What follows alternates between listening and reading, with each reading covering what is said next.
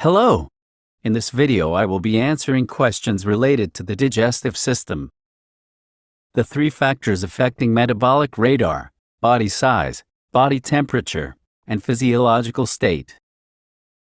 The bigger the body size, the higher metabolism, but when it comes to the surface area to volume ratio, the smaller the body size, the higher metabolic rate.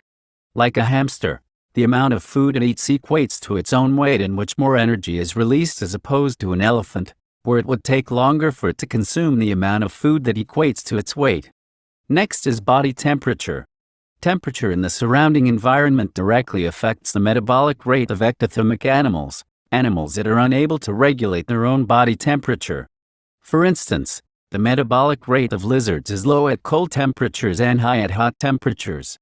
This means that lizards can't be very active in the cold because they have no energy to do so, while at high temperatures they can move fast but must consume food to fuel the metabolic process.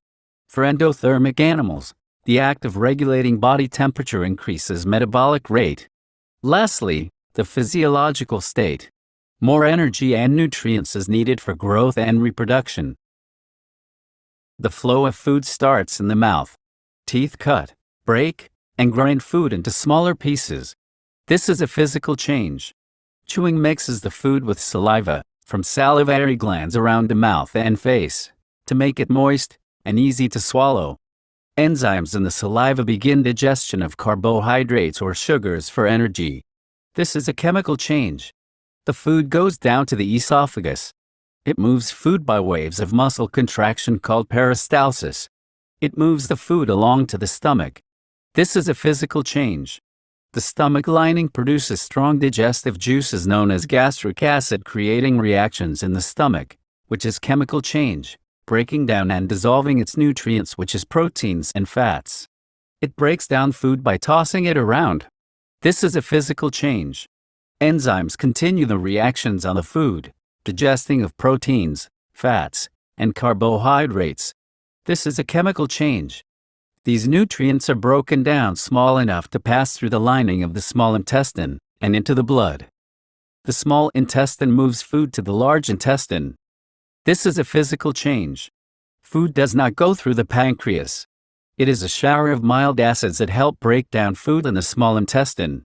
It produces digestive enzymes to help break down macromolecules. This is a chemical change. The liver produces bile to help digest fat. This is a chemical change. The large intestine absorbs extra nutrients and water. This is a physical change. It forms wastes into solid feces. It moves feces to the rectum and anus. This is a physical change. The last section of the digestive tract consists of the rectum and anus. The rectum extends from the large intestine to the anus. The anus is where feces is stored for elimination from the body. This is a physical change. Carbohydrates are mainly taken in the form of amylose and glycogen. Amylases hydrolyze the long carbohydrate chains that break amylose down into disaccharides, and glycogen into polysaccharides. The enzymes in the small intestine then break these down to monosaccharides. Proteins are digested by hydrolysis of the carbon-nitrogen CN bond. Peptidases are secreted in an inactive form to prevent autodigestion. Endopeptidases cleave the polypeptides at the interior peptide bonds, and the exapeptidases cleave the terminal amino acids. Fats are digested by lipases that hydrolyze the glycerol fatty acid bonds. Bile salts emulsify the fats to allow for their solution as micelles in the chyme and to increase the surface area for the pancreatic lipases to operate.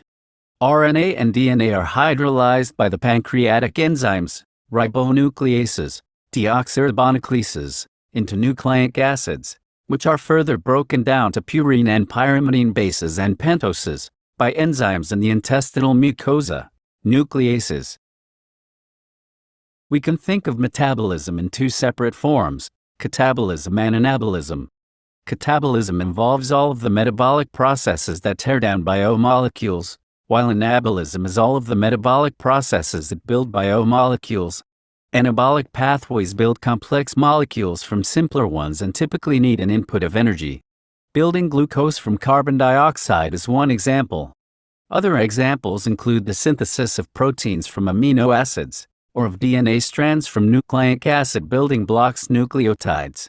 These biosynthetic processes are critical to the life of the cell, take place constantly, and use energy carried by ADP and other short-term energy storage molecules. Catabolic pathways involve the breakdown of complex molecules into simpler ones and typically release energy. Energy stored in the bonds of complex molecules, such as glucose and fats, is released in catabolic pathways. It's then harvested in forms that can power the work of the cell, for instance, through the synthesis of ADP. Together, insulin and glucagon help maintain a state called homeostasis, in which conditions inside the body remain steady. When blood sugar is too high, the pancreas secretes more insulin. When blood sugar levels drop, the pancreas releases glucagon to raise them. This balance helps provide sufficient energy to the cells while preventing the nerve damage that can result from consistently high levels of blood sugar. Blood sugar levels are a measure of how effectively the body uses glucose. When the body does not convert enough glucose, blood sugar levels remain high. Insulin helps the cells absorb glucose, reducing blood sugar and providing the cells with glucose for energy. When blood sugar levels are too low, the pancreas releases glucagon. Glucagon instructs the liver to release stored glucose, which causes blood sugar to rise. That's all for today. Thanks for watching.